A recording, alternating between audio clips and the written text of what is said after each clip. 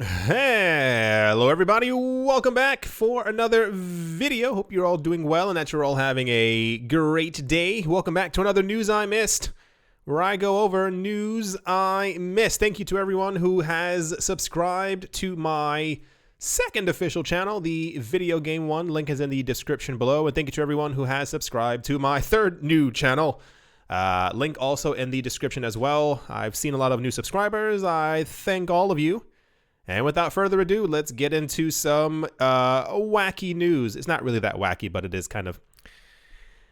The first one's a bit out there. Crypto analyst Plan B says Bitcoin could eclipse the prediction of his controversial stock-to-flow model and meteorically rise to 864,000 US dollars in 4 years. You heard that correctly.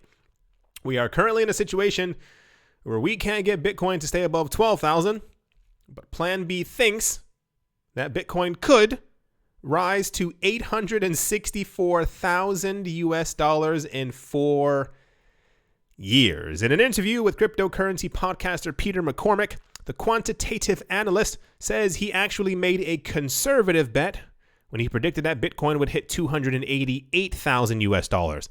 He said, "I'm on 288,000 as an average value. 100K would be very nice too, but if you just follow the math, if you just follow the data, and I don't mean the time series model, so we're not looking at Bitcoin only, we're looking at gold, silver, diamonds, real estate, all that stuff, it's 288,000 US dollars. That's an average value. It could overshoot like 3 times like it did the last phases. I don't want to mention the number. I try to be conservative all the time, but let's say a 2x or a 3x from 288,000 US dollars and then it crashes again, of course." Plan B also highlights the significance of getting a publicly listed company to purchase hundreds of millions of dollars worth of Bitcoin as a hedge against inflation. He said, "I noticed a lot of people didn't see the importance of what MicroStrategy did, but because it's a listed company, it means that people can put Bitcoin or, well, get Bitcoin exposure in their pension funds." I mentioned that years ago. The moment we start seeing pension funds or retirement funds getting into Bitcoin, that means that the major institutions are all in it. They are hedging their bets and they assume that because the entire point of a retirement fund or a pension fund is that you get it when you're in your 30s or 40s.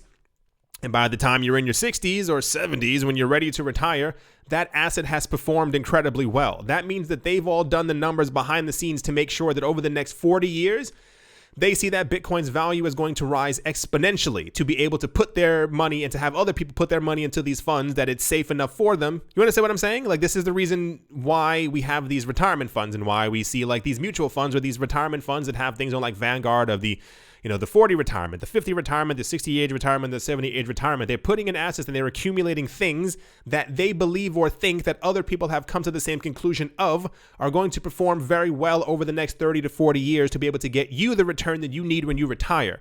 The fact that we're now seeing pension funds and retirement funds, and also don't forget those US universities who are also their own kind of cities in their own manner, also were buying Bitcoin and Ethereum last year. Where do you think all this is going?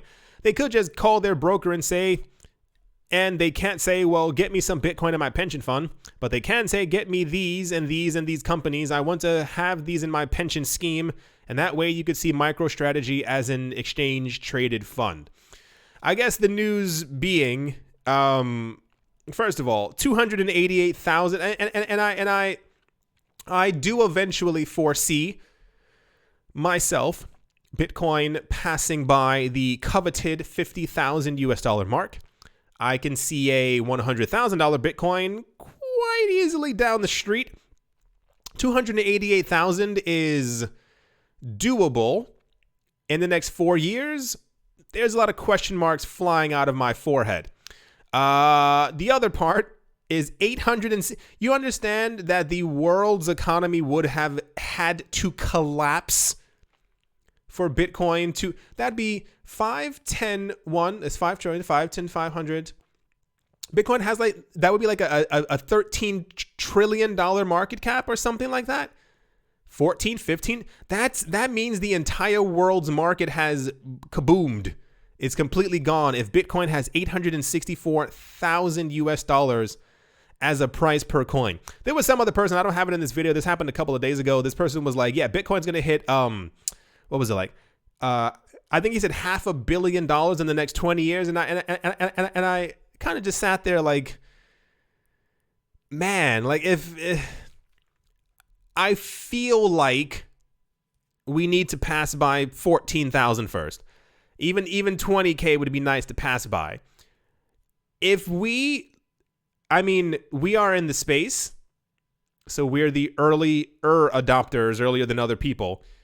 If we get to Bitcoin to nearly $1 million per Bitcoin in 4 years, I mean, we come out in front because we are, once again, the early adopters.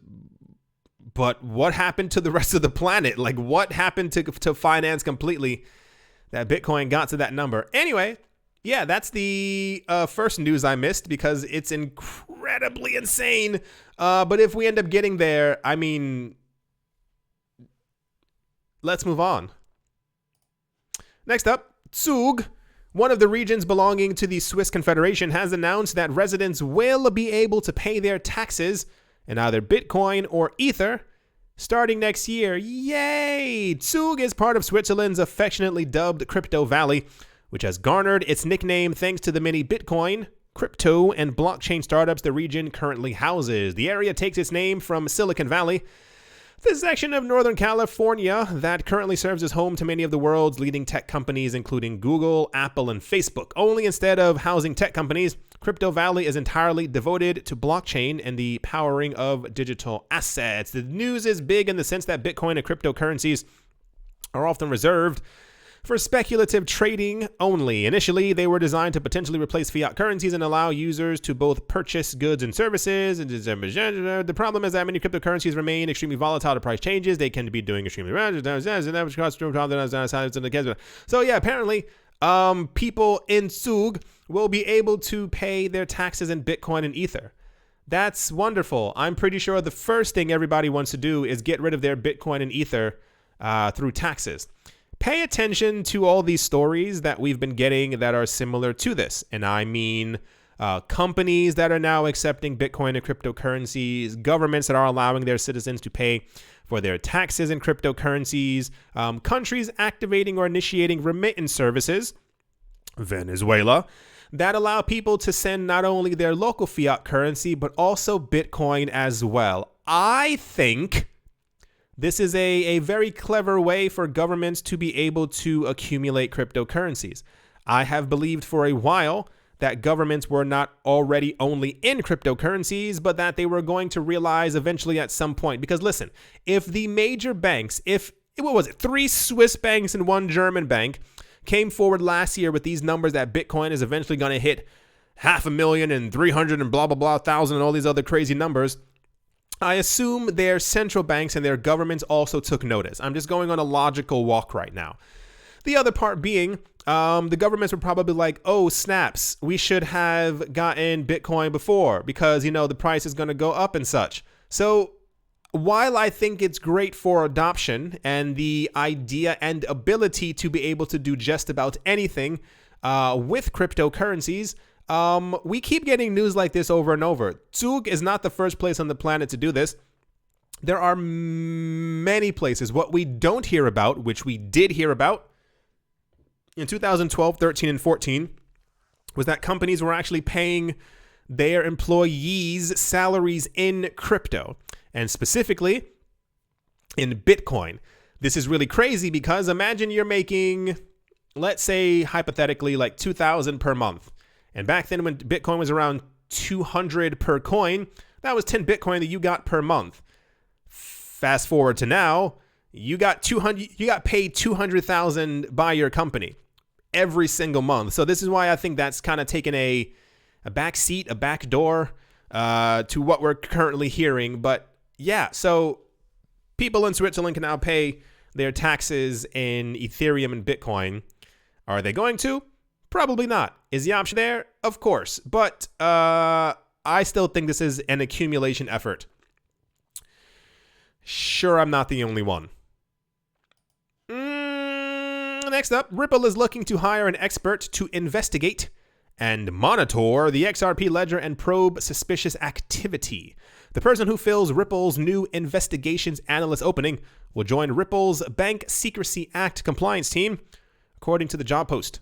Among other responsibilities, the analyst will be required to identify any existing gaps and make recommendations to enhance the suspicious activity reporting process and other AML-related controls. The analyst will also conduct the day-to-day monitoring of the XRP ledger, perform transaction analysis, and file relevant reports with regulatory and law enforcement agencies. Although Ripple will investigate matters connected to the XRP ledger, if requested, the company notes that the transactions are irreversible. This is a...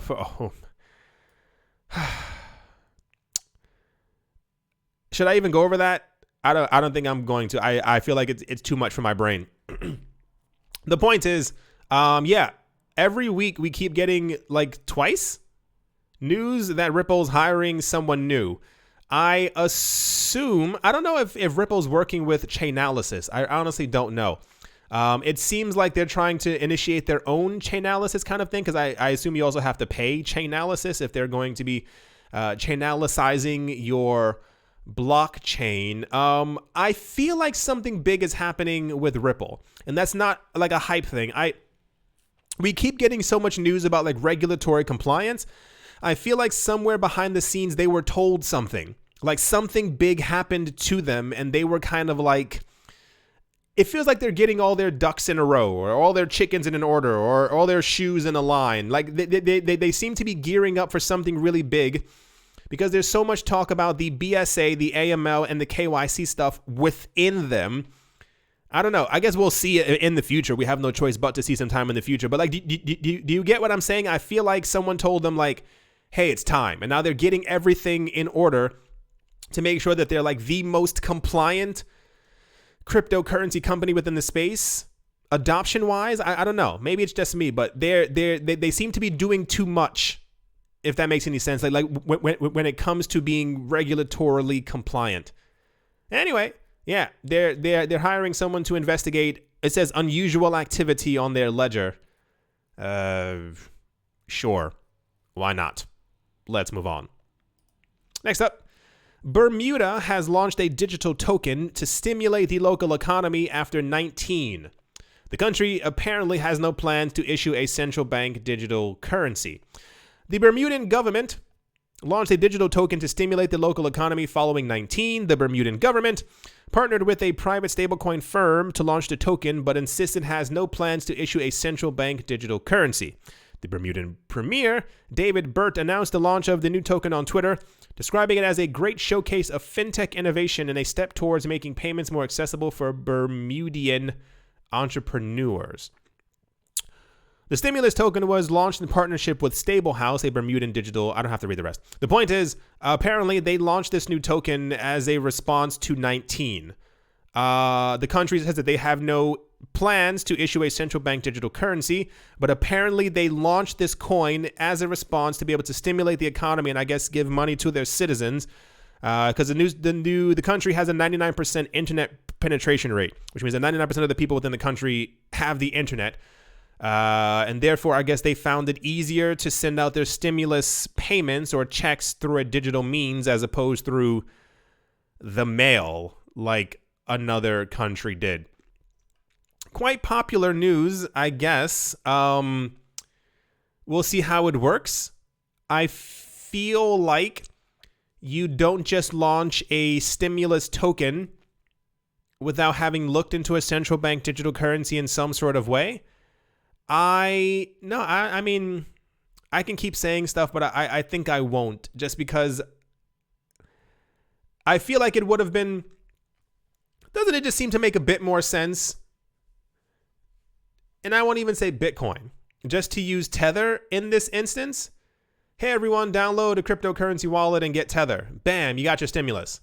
As opposed to creating a new stimulus token through another, I don't know. Everything always feels really weird. I feel like every country, much like their fiat currencies, is always so desperate to create their own piece of paper that has their leaders' faces on it, as opposed to just adopting an infrastructure that's already there. I mean, not that Tether is the greatest thing in the entire world, but it's more like just use Tether. Like, what's the point of paying another? Okay, all right, That's the news. Let's move on. In one of my favorite news stories in a very long time, the crypto community is abuzz with speculation after a looming hard fork that could soon affect BCash. Ooh. Apparently, there are two opposing factions within the major BCash network. There's BCash ABC and BCash N. The BCash ABC factions have been advocating for a miner tax, whereby about 8% of the miner rewards are deducted and dedicated to the betterment of the BCash network. On the other hand, the BCash N faction doesn't seem to buy this idea. The standoff has now spiraled out of control, leading to the ABC faction declaring intentions to force a BCash hard fork. Oh, the same time frame, love it. To declare BCash hard fork on the 15th of November. Does anyone know why this is significant? This is when all the other forks happen. This is when BCash came into life, and then BSV came into life, and there were many other forks also happening on this exact same date, and they were all disastrous. I love it. If affected, the hard fork would result in a split chain and create a separate chain, just like it happened back in 2018, which created BSV. Ooh, yeah, hope it happens. So the point is, I will say this in the nicest way. I was going to say it in a realistic way, but I'll be kind about it. Something that should not exist, that gave birth to something else that should not exist, is going to be creating something else that probably should also not exist. These are forks of forks of forks of forks that no one cares about, that have internal fights between themselves while no one else pays attention. I saw this news a couple of times, but it was only on websites that supported BCash, because, sure, why not? And now they're talking about this like brewing war. I'll tell you something right now. Nobody cares. No one cares about BCash. People sure as heck don't care about BSV, as that entire dumpster fire has completely has left the building, not even the top 10. And I assure you, when there is this hard fork, because I have a strong inkling that it's going to happen, the prices of BCash and BCash N are going to collapse. And people will care even less because these coins should not exist in the first place. The purpose of these coins was to find a better, easier, more scalable way for Bitcoin to survive. But I have assumed for a while, in my own assumptions, that these coins were created for profit and just for money. Ooh, surprise, right? That people within the cryptocurrency space would fork a coin just to kind of make more money out of it. Anyway, yeah, I'll be looking forward to that date. I'll probably sit here with popcorn. I might even do a live stream. That'd be kind of fun to have a live stream eating popcorn on the 15th of November as this is going to take place. I feel like that would actually be peachy. Anyway, that's the BCash news, which I'm sure you all care about. No one does. And let's move on. Next up, Singapore is in the news. Singapore is looking to become a crypto leader by helping to set the price standards for both Bitcoin and Ether, the two largest digital currencies around. Singapore Exchange Limited has recently announced that it is currently setting up 2 additional crypto indexes to help local and international traders better understand the prices of both assets and make smarter trading decisions from there. The indexes will be known as the iEdge Bitcoin and the iEdge Ethereum Index. They will utilize information and data from platforms such as Crypto Compare to give traders an idea of where Bitcoin and Ethereum are heading. It will also allow global traders not situated in Asia to have an to have an early hand in trading during the hours and time zones of the continent, which operates long before other nations awaken. Years ago, about 2 years ago, we started having what's it called? We had so many cryptocurrency. Not sure why this is happening. I assume it's the BCash witches who are hexing me. The idea is that years ago we had a number of cryptocurrency price platforms, CoinMarketCap, CoinIndex, yada, yada, yada. And a lot of the prices they had did not simply match. This doesn't really bode very well for people who are trying to trade into these cryptocurrencies, because the prices need to make sense all around the world. When you see the price of gold and silver and the US dollar, it has to all match. It can't simply be different price indexes who are following different cryptocurrency exchanges. And this is why we see a lot of cryptocurrency exchanges, I also believe, falling in line, because the ones who fall in line first will be the major ones. And the ones who are the major ones who have the most liquidity will fall into these actual indexes and be the actual pricing for these things.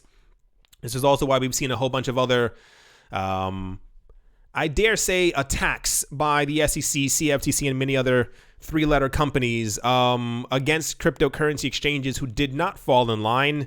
I assume it all correlates together. The point is, people are looking for proper Bitcoin and Ether price indexes to be able to trade or whatever people say that they need to be able to do. But the prices are kind of willy-nilly. They're all over the place. So I guess Singapore is now getting into it as well in the future. And I give it 5 years, dependent on when Bitcoin passes by $50,000 per coin. That's when we'll see like a proper price index. When you have a $1 trillion market cap, it's no longer about, well, this price index only covers 5 cryptocurrency exchanges. That one covers 15. That one got into a fight with that other one last year and they don't cover them. No, it's going to be the biggest ones, and we will have proper price discovery tools for the cryptocurrency market. So it looks like Singapore is also getting into it as well. And why not? I mean, everyone has their place in the market, so why not do that? Next up, Tether and its sister firm Bitfinex on Thursday asked a court to throw out a lawsuit that alleges the two firms conspired to manipulate Bitcoin's price. In their defense, Bitfinex and Tether argue that the plaintiffs did not provide sufficient proof to back their claims. The class action lawsuit was originally filed by 5 disgruntled cryptocurrency traders who alleged that Tether issued Tether worth over $3 billion in the course of 5 years, and the tokens were not fully backed by money in the firm's bank account. These Tether tokens were then used by Bitfinex to purchase other cryptocurrencies like Bitcoin on the secondary market in order to pump the prices. Do any of you know what I'm talking about? I'm sure about 30% of you do.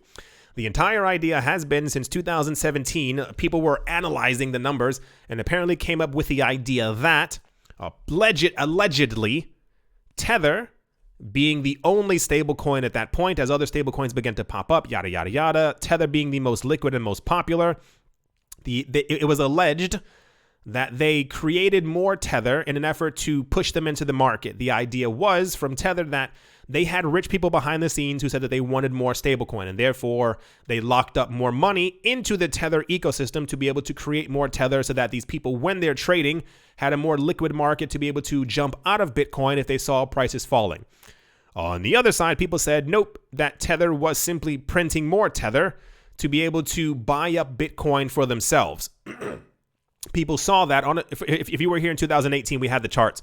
People saw that whenever new Tether was created, like the spike would go up, there was a similar spike in Bitcoin's price, leading people to believe that a lot of part of, or the entirety of, the 2020 movement up in price had to simply do with Tether creating new coins. I think they created, it was like 1.7 billion Tether within that time, and people were like, if you print $1.7 trillion and push that $1.7 trillion into Bitcoin, well, the price is going to skyrocket.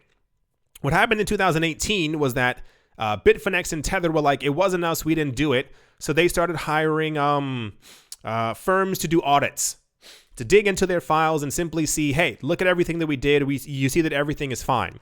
They hired, if I remember correctly, and allegedly, 3 firms. The first 2 firms were like, they wouldn't let us look at their documents. They wouldn't even let us go into their offices. They gave us a whole bunch of paperwork which made no sense and had nothing to do with the coins that they created. And the third one, which if I remember correctly as well, allegedly was hired directly by Tether, not from a third party, and apparently also had ties to them, was like, everything's fine. What are you talking about? Everything's good. Look at the numbers. It's just Tether. So from there, we also get into the discussion now that they're still creating tons of Tether. And therefore, is this also being used to push up the price of Bitcoin? And I think we had an audit in 2018 or 19 where I think they showed people the numbers. And I think apparently, sorry, I have no idea why this keeps happening. The news is that they had millions or billions of dollars in an account to back up all the Tether. When the audit was done, apparently it wasn't that they had money, but apparently they had assets. So they had diamonds and gold and jewels and all this other stuff to back up their Tether, which also red flag, red flag, red flag. So they're trying to get the case thrown out. I don't know if it's going to happen or what the actual case is, but yeah, it's going to be interesting either way because Tether has had a very long story. It's going to go somewhere at some point. Either Tether is going to be the number one stablecoin forever, or it's all going to fall apart and we're going to really realize what was taking place. Anyway, that's the Tether news, and let's move on. No idea what's going on. It's so weird. It must be the BCash people. It's absolutely terrible. Jeez. Mike Novogratz, CEO and founder of Galaxy Digital Holdings, is comparing the speculative DeFi frenzy to that of Tesla. In a new interview with Bloomberg, the former partner at Goldman Sachs says both Tesla and DeFi may be in the early days of a significant correction.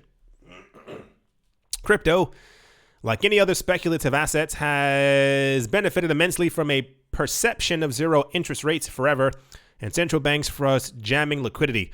We've seen a nice move in Bitcoin's price. We've seen a stellar move in Ethereum's price. They are based around this burgeoning new space in crypto called DeFi. What you are seeing in DeFi, which is really interesting, is really reminiscent of what you're seeing in Tesla, just a speculative frenzy. They're new projects that are doing really well, but they're just getting such a large surge of liquidity so fast. It's changing at lightning speed. I've never seen anything like it. There's a new project called Sushi that was only launched 5 days ago, and it's already over $500 million in 5 days. That worries me some. It's early in DeFi to see speculative frenzy like that. I just spoke about this in the last video. It's getting really bad. I think it already is really bad, but it's not going to slow down anytime soon. People are falling for these things quite rapidly. I don't know if, and I think this is part of it as well. Not tying directly into crypto, but more of a, yes, this is definitely taking place. I keep seeing a lot of articles talking about that. And this is very 2007, 2008-esque, that the stock market's kind of going to go up forever. There seems to be nothing that can stop the stock market. I saw news a couple of weeks ago talking about that Tesla's price in the next 4 years was going to do like a 5x, and it was going to do this, and it was going to do all these other things, and how amazing it was going to be. People are talking about the same exact thing for Apple and all these other stocks as well. It seems that, I don't know why these trends happen. I don't know why people forget that markets do crash, but here we are right now. I don't think it took Mr. Novogratz to be able to say that the DeFi space it's not even in a bubble. We haven't even reached bubble territory. Like, that's the scary part. It's when these protocols, you want to look at a bubble? Look at prices from 2017. There were a lot of ICO coins. These things had like $45 billion inside of them. Like, their actual market cap, it was insanity. None of it made any sense. A lot of these protocols just now have $500 million inside of them. These sushi coins, these hot dog coins and stuff like that. And I wish I was making up fake names. This is what they're called. When we get to the point when a lot of these coins, if they disappear or if new food coins come out, and they have like $30 billion locked inside of them, that's when first of all, the entire crypto market at that point will already have skyrocketed. But that'll be a huge indication of it. And also, the stock market's not going to go up forever. I know a lot of people who are dumping their money into the stock market thinking that it's just going to continuously pump. It's not. Anyway, that's the Mike Novogratz news. And let's move on. And to finish things off, the U.S. Air Force has agreed to a third deal with Chainalysis to continue the use of its services for unspecified reasons. According to a report by Decrypt, the U.S. Air Force is paying roughly around $800,000 in its latest contract dated May 19th, 2020, The contract follows on the heels of 2 previous deals brokered with Chainalysis, now totaling $900,000. Wait. 2 previous deals, they all total $900,000 in defense. So that means this time they paid $800,000 and the previous 2 contracts were only $50,000 each. Okay. While the report fails to specify the reasoning for the contract, I'm pretty sure we can all figure that out. A description tab references cryptocurrency data subscription, implying that the U.S. Air Force is paying for Chainalysis's blockchain analytics tools. Neither entity would respond to inquiries about the contract or the nature of the agreement. We also know that Chainalysis is working with the FBI, the SEC. I think the IRS was also one of their contracts as well. It's fairly. What do you think they're doing it for? I mean, what other options will they have? They're clearly trying to track transactions, but on a hyper crazy scale. So yeah, is anyone surprised? You shouldn't be, because I'm pretty sure these are the what's the word? This is the news about the contracts that we are able to see. So just imagine behind the scenes how many other 3-letter institutions are also dealing with Chainalysis as well. Yeah, let's move on. All right, I got to end the video here. I'm not really sure what's going on. Maybe it's because I haven't had tea. Also haven't had breakfast. I've just been making videos and I have to make more videos for the other channel, so it's going to be a pretty long day. Thank you all, everybody, for supporting the channel in your own way. I do thank you for everything that you do. You're all quite spectacular. Thank you all once again for watching and listening. I'm going to go eat and have some tea so I can relax and then make more videos, and I will talk to you all soon. See you.